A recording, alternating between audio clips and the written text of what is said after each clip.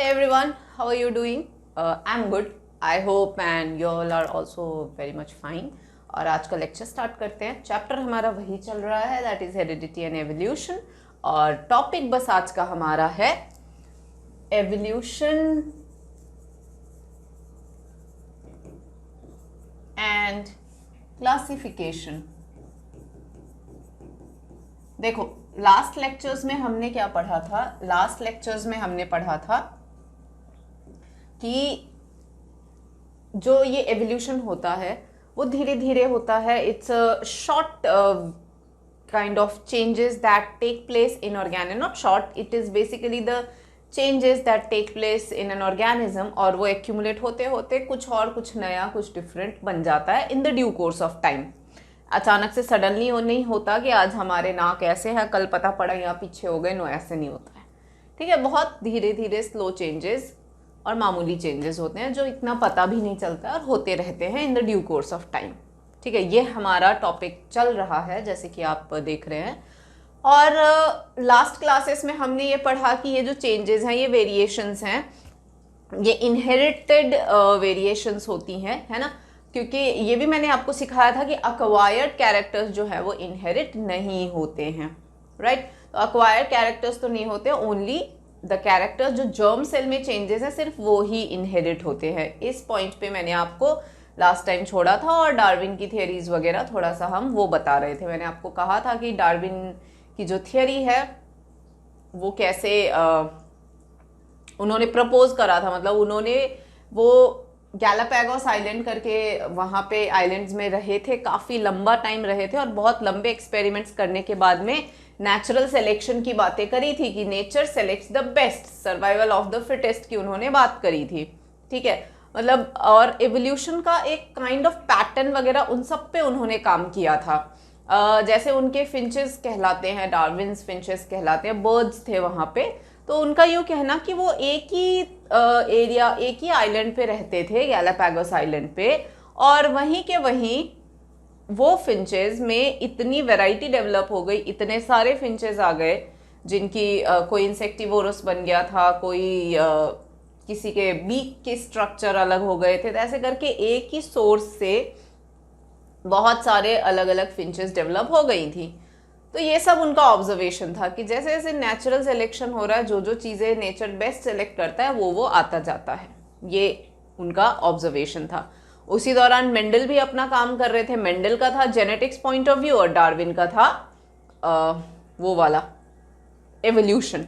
तो दोनों अपनी अपनी जगह पे काइंड ऑफ ठीक थे, सही थे कि एवोल्यूशन जो होता है वो होता है.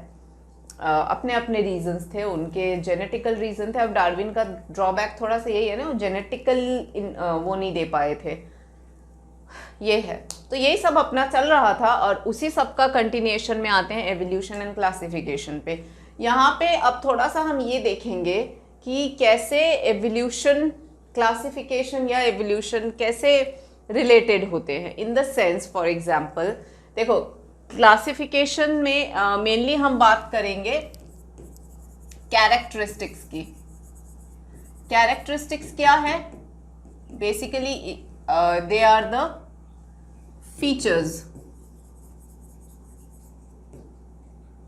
ठीक है, दे आर द फीचर्स जो होते हैं उनमें, और उसी फीचर्स के अकॉर्डिंग चीज़ें हम उनको कैटेगराइज करते हैं कि कौन से ग्रुप में फॉल करते हैं. मतलब we look for the characteristics. Right, अभी तक से देखो, हमने आप 9th में आपने पढ़ा था ना डाइवर्सिटी इन लिविंग ऑर्गेनिजम्स. उसमें हमने देखा था कि वो ऑर्गेनिज्म जिनका कैरेक्टर काफ़ी हद तक सेम होता है उनको एक ग्रुप में ग्रुप कर दिया जाता है, जिनका डिफरेंट होता है उनको अलग कर दिया जाता है. तो कैरेक्टरिस्टिक्स के बेसिस पे उनको ग्रुप करना इज क्लासिफिकेशन. ठीक है, जितना जिनका कैरेक्टर सिमिलर उतना वो एक ग्रुप में आते जाते हैं. इन द सेंस जैसे कि आप उठा लो एनिमल्स. ठीक है, अब एनिमल्स में आपको पहुंचना है से फॉर एग्जाम्पल ह्यूमंस तक. अब एनिमल की पूरी एनिमल की भीड़ में आपको ह्यूमंस तक के उसमें पहुंचना है, तो आप कैसे करोगे इसको? तो पूरे ह्यूमंस तक के उसमें पहुंचने के लिए सबसे पहले क्या करेंगे, एनिमल किंगडम एनिमेलिया आ गया, है ना। और एनिमेलिया किंगडम में उसके बाद में ह्यूमंस तक जाने के लिए आप कौन सा ग्रुप ढूंढोगे? एनिमल का कॉमन कैरेक्टर क्या है? सबको एनिमल में क्यों डाला? क्योंकि animals they can move, all are heterotrophs, ऐसे करके कुछ फीचर्स लिए कॉमन वाला और उन सबको एनिमल में डाला, है ना। सिडेंट्री भी होते हैं, डोंट वरी, बट एक इन जनरल मैं बता रही हूँ जो आप अभी ले सकते हो। तो उनको एनिमल में डाला। उनमें से कौन? तो उनमें से वो फाइलम, क्या आ जाएगा यहाँ पर? Phylum Chordata. कॉर्डेटा यानी जिनके नोटोकॉर्ड अपीयर होता है, ठीक है। नोटोकॉर्ड यानी स्ट्रिंग लाइक स्ट्रक्चर है, तो नोटोकॉर्ड पे आ गए। तो हर वो ऑर्गेनिज्म जिनमें नोटोकॉर्ड है, आ जाओ भाई, उनको कॉर्डेटा में डाला। फिर सब फाइलम वर्टिब्रेटा, अच्छा जिनके वो जो नोटोकॉर्ड है वो वर्टिब्रल कॉलम, बैकबोन जिसका है, ठीक है। अब उनमें से छांट के जिनके बैकबोन है उनको यहाँ डाल लो वर्टिब्रेटा में। अब वर्टिब्रेटा वाले में भी अब तो बहुत सारे वर्टिब्रेट्स आ गए ना, तो उसमें से कौन सा क्लास? तो क्लास मैमेलिया आ गया। तो मैमेलिया क्लास आया। अब मैमेलिया यानी कि वो जो अपने यंग वंस को फीड करवाते हैं, ठीक है। तो यंग वंस को फीड कराने वाले मैमरी ग्लैंड्स वाले ऑर्गेनिज्म, भाई एक साइड आ जाओ। तो आप, मैं कहना ये चाह रही हूं कि कैसे हमने भीड़ में से कॉमन कैरेक्टरिस्टिक वालों को एक ग्रुप में करते गए और एक कैटेगरी में उनको भेजते गए।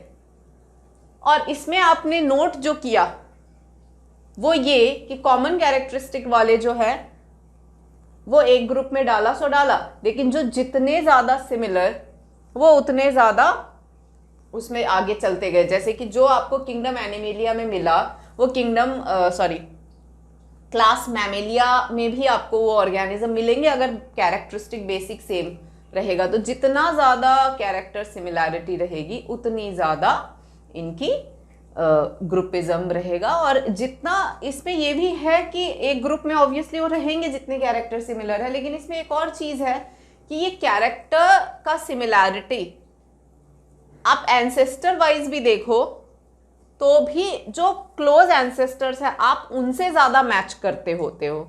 लाइक फॉर एग्जांपल आप लोग हो, आप खुद को देखो, आप लोग सबसे ज्यादा अगर किसी से सिमिलर दिखते होगे तो आपके पेरेंट्स होंगे, at the max grand parents होंगे, ठीक है। अब जो ग्रैंड पेरेंट है उनके जो बच्चे हैं अपनी अपनी सिमिलैरिटी है उनकी ग्रैंड पेरेंट्स के साथ में। मतलब आपके ग्रैंड फादर है, उनके मान लो आपके फादर 2-3 ब्रदर है, तो उन सब के जो भी ग्रैंड चिल्ड्रन हैं उन सब की फिर अपने तरीके की सिमिलैरिटी ग्रैंडफादर से होगी, ठीक है। लेकिन आपका खुद का सिमिलैरिटी आपके जितने ज्यादा मतलब क्लोज रिलेटिव्स होगे आप लोग उतने काफी हद तक सिमिलर रहोगे। आप अपने, ये नहीं है कि ग्रैंडफादर के ब्रदर के खानदान वाले उठाओ तो क्या आप उनसे सिमिलर होगे? नहीं। तो आप समझ रहे हो मैं कहना क्या चाह रही हूं? मैं ये कहना चाह रही हूं closer the relative more similar you remain. जितना ज्यादा क्लोज है उतने सिमिलर आप होते हो, एक ये पॉइंट भी है। दूसरा, कैरेक्टरिस्टिक्स से ही हमें पता लगता है कि वो एक ग्रुप में डालना है नहीं डालना है। तो बहुत ऑब्वियस कैरेक्टर्स होते हैं। अगर आप प्लांट और एनिमल को लो तो प्लांट और एनिमल में कैरेक्टर्स जो हैं वो ऑब्वियस है और काफी हद तक दोनों को डिफरेंशिएट किया जा सकता है, ठीक है। फोटोसिंथेटिक स्ट्रक्चर्स हो गए, प्लांट सेडेंटरी है, मूव नहीं कर सकता है, उसके जो बॉडी स्ट्रक्चर्स मॉर्फोलॉजी है वो उसका एक अपना है, एनिमल्स का अपना या ह्यूमंस का अपना, तो जो भी है। अब अपना जो टॉपिक है, मैं जो इतना लेक्चर दे रही हूँ ये मैं आपको ये समझाने की कोशिश कर रही हूँ कि कैरेक्टरिस्टिक्स के बेसिस पे एक तो हम ग्रुपिंग करते हैं और ये कैरेक्टरिस्टिक हमें आइडेंटिफाई करने में हेल्प करता है कि हमारे जो एंसेस्टर्स थे हम उससे कितने वो हो चुके हैं, डिफरेंट हो चुके हैं, कितना डिसेंट हो चुके हैं, ठीक है। और you know we had a common ancestor to come to the point. जो आपका मेन है कैरेक्टरिस्टिक फीचर, इस सब से हम ये समझ रहे हैं कि आपका एक टॉपिक आ रहा है ट्रेसिंग एवोल्यूशनरी रिलेशनशिप्स। तो इससे क्या पता लगेगा, एवोल्यूशनरी रिलेशनशिप यानी कि कॉमन एंसेस्ट्री, हमें पता लगेगा कॉमन एंसेस्ट्री, क्योंकि जैसे मैंने कहा कैरेक्टरिस्टिक्स,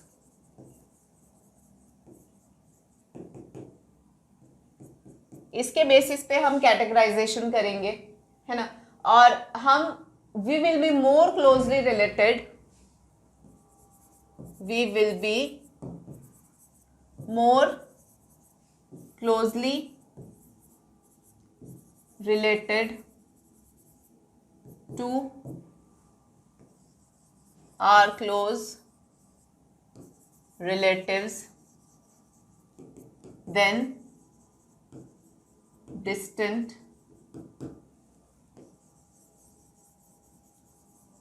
relatives।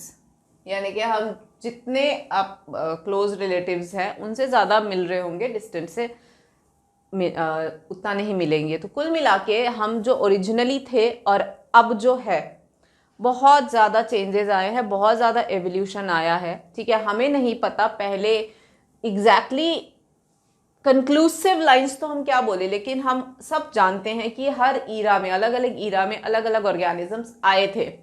बट आपको बुक बस ये समझाना चाह रहा है कि देयर वाज कॉमन एंसेस्ट्री।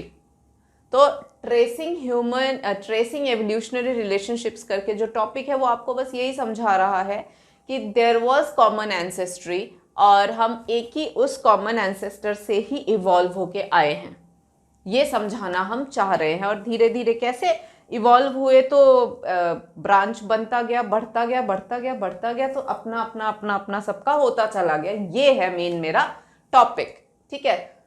तो आ गए हैं हम मेन मुद्दे पे कि कॉमन एंसेस्ट्री अपने को समझना है कि how we had a common ancestor. तो उसके लिए there are so many evidences ये प्रूव करने के लिए कि कॉमन एंसेस्ट्री थी या है। तो those evidences one by one हम देखेंगे कि ऐसे क्या एविडेंसेस है जो ये फॉर श्योर बताते हैं या कहते हैं कि कॉमन एंसेस्ट्री एग्जिस्ट करती है या होती है, ठीक है। तो let's see one by one. अब यहाँ देखो, ये इससे आप क्या समझते हो, इससे आप सी, तो this is the structure of human cat whale bat. इससे आप क्या समझते हो, इससे मैं आपको बताऊं, evidences for common ancestry. Evidences for common ancestry, सबसे पहले मॉर्फोलॉजिकल एविडेंस। इसमें मैं ले रही हूं homologous structure, analogous structure.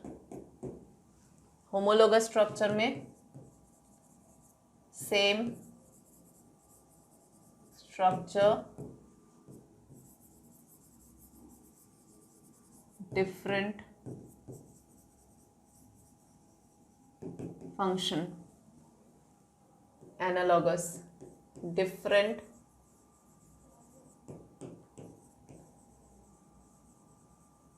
structure, same function,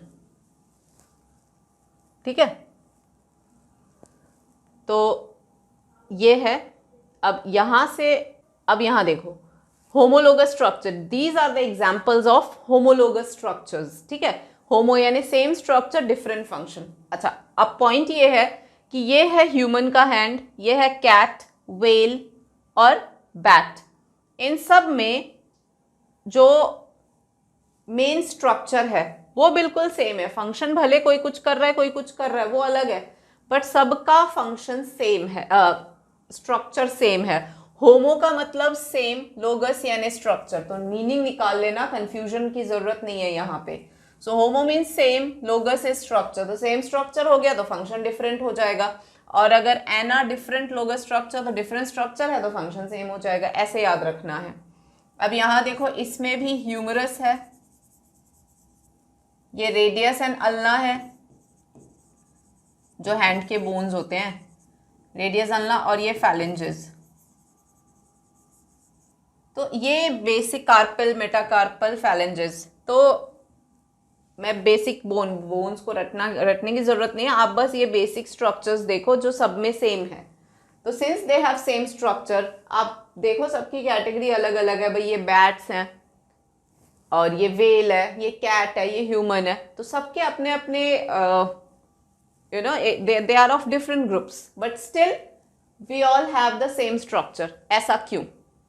अब समझे हम क्या कहना चाह रहे हैं? हम यही कहना चाह रहे हैं कि ओरिजिन जहां से भी हुआ होगा वहां से एवोल्यूशन इस तरीके से हुआ है कि they all came to be different, but still कहीं ना कहीं सिमिलैरिटी एग्जिस्ट अब भी करता है। तो कहीं ना कहीं सिमिलैरिटी एग्जिस्ट अभी भी करता है, तो यही सिमिलैरिटी तो हमें समझना है कि they all belong to same kind of ancestor. ठीक है, यही बता रहे थे। ये होमोलोगस में ये आपको एग्जाम्पल लेना होगा, और ये एग्जाम्पल्स क्या है? The structures of the arm, ये जो है humerus, radius, ulna, of different animals, vertebrates बोल सकते हो। ठीक है, हैंड्स ऑफ डिफरेंट वर्टिब्रेट्स।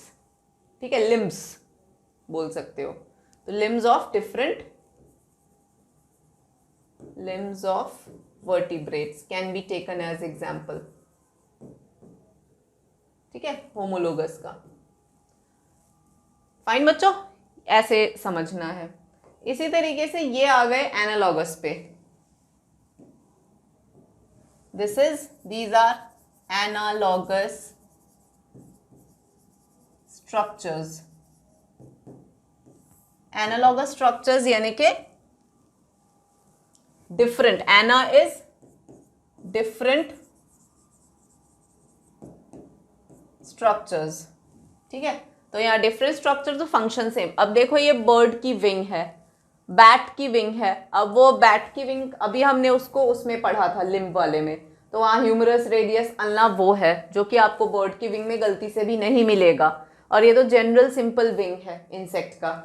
तो wings of birds and bats, इसका एग्जाम्पल क्या आ जाएगा?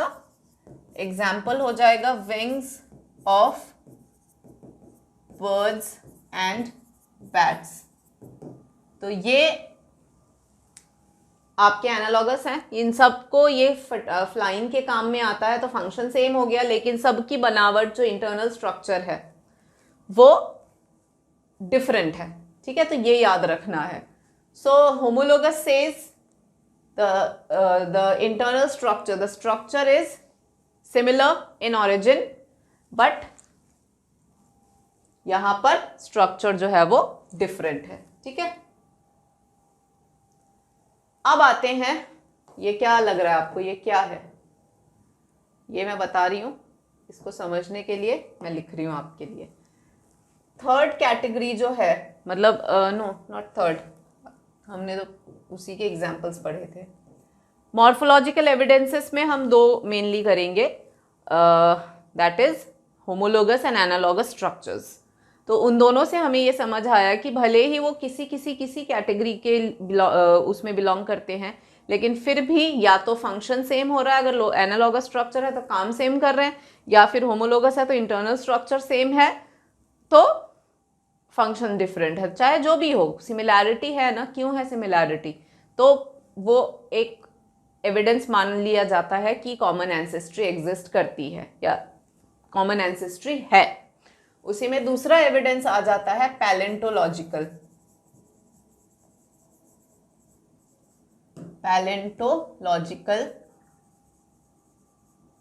एविडेंस। पैलेंटोलॉजिकल एविडेंस में क्या होता है कि फॉसिल रिकॉर्ड्स लिया जाता है। ठीक है, फॉसिल रिकॉर्ड्स यानी कि अब फॉसिल्स क्या हैं? Fossils are the dead remains of plant and animals इसमें हम देखते हैं फॉसिल के रिकॉर्ड्स। ठीक है, फॉसिल्स क्या हैं? They are dead remains of plants and animals that got buried and preserved in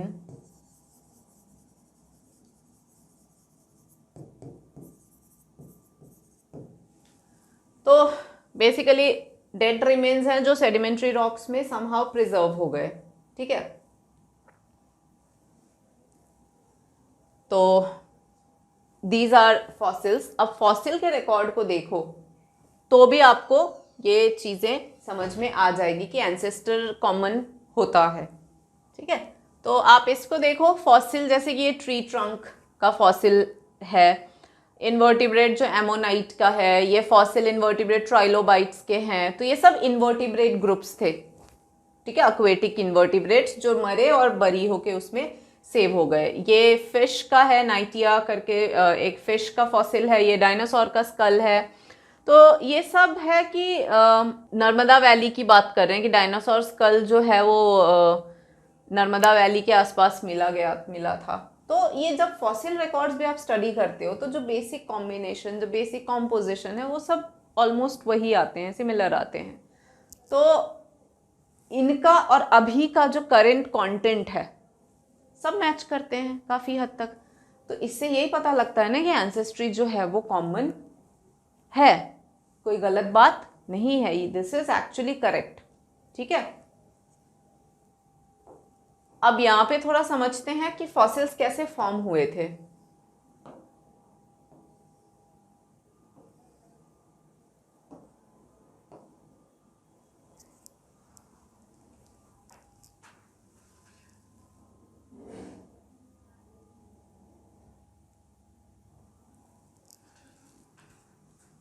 तो फॉसिल्स कैसे फॉर्म हुए थे?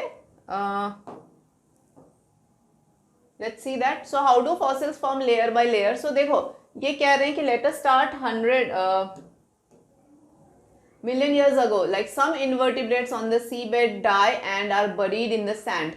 More sand accumulate and sandstone form under pressure. ये देखो कि 100 million years ago हम चले जाते हैं और तब invertebrates जैसे वो ट्राइलोबाइट, एमोनाइट वाले जो थे, तो वो उनकी डेथ हो जाती है and they get buried in the sand. अब उसके ऊपर सैंड का लेयर आ गया वापस।